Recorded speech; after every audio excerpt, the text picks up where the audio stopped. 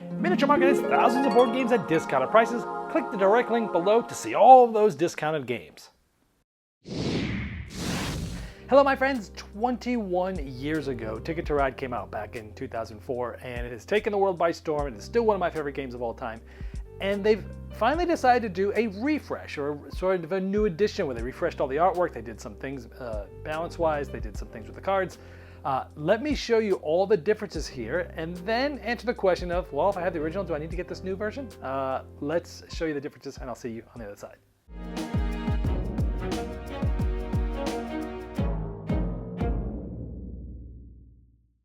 I'm going to start with what is the biggest difference in this new edition, and it is a great thing. The new edition comes with these larger cards. The original edition came with these small cards that, they were small. They didn't fit your hand as well. You don't see them as well. And I always wondered why they didn't bring the bigger cards in.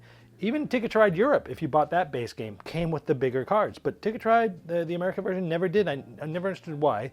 So the train cards and the tickets were both small. Now the new ones are big. This is a huge difference because you used to have to buy a 1910 expansion pack to get the big cards, which has come in and out of print, and at this point it is not in print, and I doubt they're going to bring it back. If they do, it would probably be with the new artwork and such, and who knows if that's even planned. But huge difference having the big cards. It makes the experience much better. Now let's just take a closer look at the different cards, and most of them look similar. Like they didn't totally change what kind of card it is, but they've redone the art. Obviously, the new ones are much more vibrant. You can see they pop off the cards, the contrast is better. The older cards look sort of faded, and sure, my copy is like 15 plus years old, but it's just more vibrant. So I like the new art better. And here are the other colors. Again, similar trains, but with the bigger cards and the new vibrant artwork. Again, the new one I think is much better, especially the locomotive. I mean, look at this, is just, it's a train. This one has the steam coming out. The colors are all nice and vibrant. Just looks so much nicer. There's the big wild symbol there. Definitely a step up in art. Now let's take a look at the box cover. Box is the same exact size, and again, just looking at the older one, it didn't just look old to me. It just kind of looked classic. And now when you look at the new box on the right, it's like, whoa, yeah, again, vibrant art. It pops. It just looks modern. They used, there's more inclusion and diversity in the people shown. It just looks so much better. Now the boards are the same size. This is the original board. I got it full screen for you.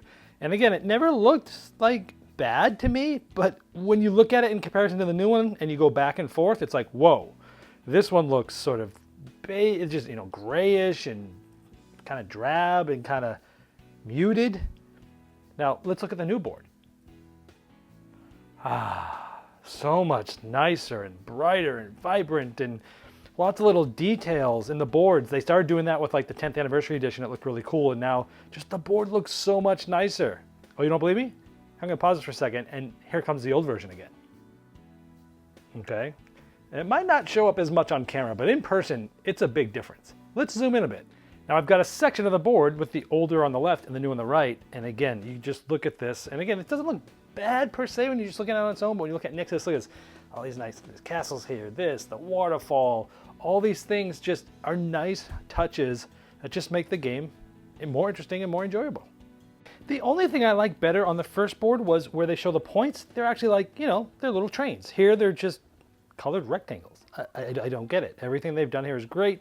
They should have just used some other nice artwork to put the trains. Kind of a weird choice there. Maybe they just wanted to be really clean. But I don't know. I like the trains better. And there actually was one other thing I liked better on the older board is if you look at the symbols, this was for colorblind friendliness, the symbols are sort of shaded and they're outlined. Where here they're not. They're a little harder to see here. And so I think they were just trying to make the board look a little cleaner and not look as cluttered.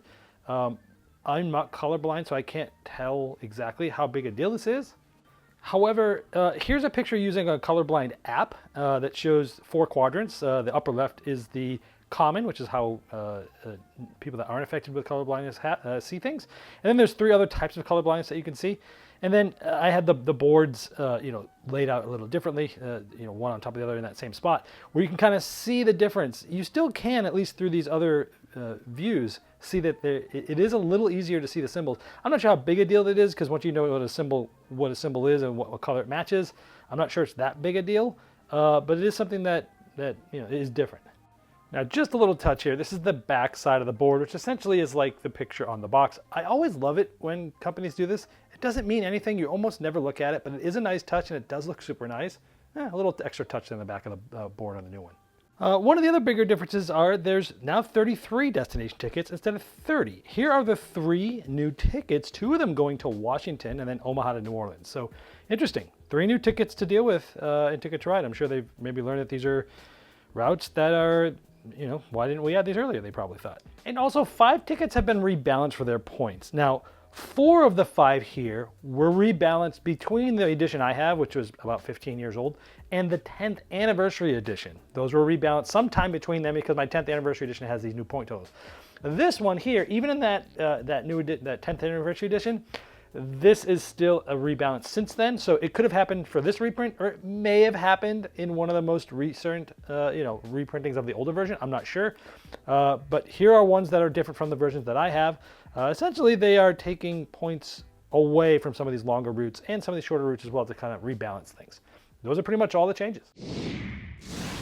Now, before I get to the moment you've been waiting for, I want to let you know that Game Toppers upgrades every game you play, being the one table to rule them all with Game Toppers, leg kits, dining covers, and premium game mats, and more. Their 5.0 Kickstarter is live now, and they found a way to deflate prices to pre-pandemic levels without sacrificing their quality brand. Now, in some cases, even by $200 or more, dropping the prices of shipping by as much as 50%, saving another $100 plus. Check out the new Ryan Lockett and Amber Sharf mats. Go to GameToppersLLC.com to learn more. All right, let's go through my thoughts on all of the changes here. Updated box cover, way better, much more brighter.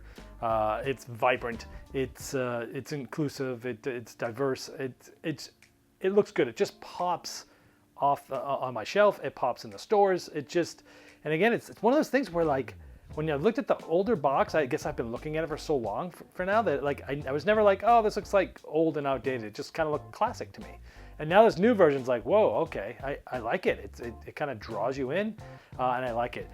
The back side of the box is cleaner too. I didn't show it on the video, but they're using like the 1, 2, 3 steps of, hey, draw cards, play cards, earn points, stuff like that. So it just looks more modern, and it's going to get probably even more people to buy it, which is crazy because this game is sold. The version that just came said 20 million copies sold, which is crazy because my box said 2 million copies sold. I think mine's about 15 years old.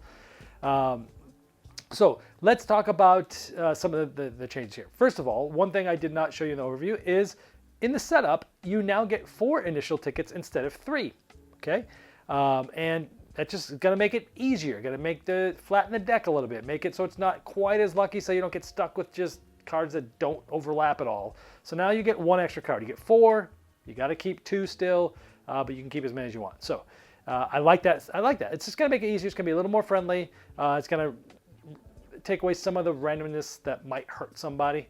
But the biggest thing here, the larger cards. Oh my goodness, I am so happy with this.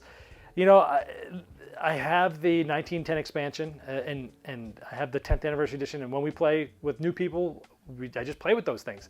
And then I always have to tell them, hey, when you go and buy this, the cards are going to be smaller than this. Let me show you what they're going to look like. They're like, oh, and they always look at them and go, oh, why'd they do that? And I always go, I don't know. Obviously to maybe cut cost or table space, whatever. But the weird thing is that like Ticket to Ride Europe, which was also a base game, which actually had more components because they had the plastic stations there, had the larger cards. I never understood why they had the larger cards in the Europe version, but not in the original version. Never understood that why. I was always like, why did they put it in there? And now they're there, and it's fantastic because now people don't have to try to hunt down that 1910 expansion, which, by the way, it always goes in and out of print. Right now it appears to be out of print at the time of recording this. I don't know if they'll ever bring it back now. Now, granted, including the larger cards, they did have more cards and a new end game thing where whoever gets the most tickets gets points, the most completed tickets. I hope they do bring it back just because it does give you even more tickets. I have a feeling they'll bring it back, maybe under a different name or maybe with the new artwork and such. I hope they do because it's still, I think people would still like it. But the cards by far and away is the best thing for this new version. And the cards themselves, as I showed you, more vibrant art on the cards. I like those a lot better. The new board is much more vibrant and bright. Everything just looks so much fresh, just like everything here. The tickets, interesting. 33 tickets instead of 30. So they have the 3 new tickets, the Omaha to New Orleans, Atlanta to Washington, San Francisco to Washington, which is cool. I had no idea they were going to be bringing out new tickets. And also rebalanced 5 tickets. And so 3 of those were rebalanced before that 10th anniversary edition, one of them sometime afterwards. But yeah, cool that they added some things. I didn't double check to see if those routes were ones that were included in the 1910 expansion or the 10th anniversary edition. That was the one thing I didn't look to see. Maybe they are, I don't know. But they're new for most people, I'd say. The only negative thing I could say about this, or the 2 negative things that I mentioned in the overview, is one is the colorblind friendly symbols aren't quite as easy to see. They're not quite as shaded as much, and they might be a little hard to see at first. I don't think it's a humongous deal, because I think once someone sees those and they see which one goes with what, I think they'll start to remember it a little bit easier. It is harder to sort of see what shape it is, though, than it is in the original, but it also makes the board look less cluttered and nicer, so it's quite a trade-off. I'm sure they probably tested it with people that were colorblind, and they said, yeah, I can still see these. They're okay. I have to look a little harder, but they're okay. Who knows? I don't know. I have no knowledge of that. And also just a little train, the scoring section where it shows the trains in the bottom right. They used just rectangles instead of like the cool little train looking things. I'm not sure why they did that. Maybe just to keep it cleaner. But overall, this is an amazing refresh. It's awesome. I'm so glad that they've done this. Now the question people are going to be asking is, should I get this if I have the original version? Well, if you already have the 1910 expansion, I'd say no. If you play the game a lot and you've never played with the bigger cards, it might seem silly to say, oh, they're just a little bit bigger. They do feel, they're normal sized cards. They're easier to see, they're easier to hold in your hand, they just feel right. And so if you have an older version and you do play it a lot, I think it might be worth it to pass that copy on to someone and show them Ticket to Ride, teach it to them if they like it, let them have that one, and get the new one with the bigger cards, because it does make the game better. It just is more enjoyable. For people that don't have any Ticket to Ride, welcome to Ticket to Ride. This is going to be the best experience that you can have in today's market. So with that being said, this has been the Game Boy Geek, breaking down barriers, growing relationships with board games by helping you on the next one you love.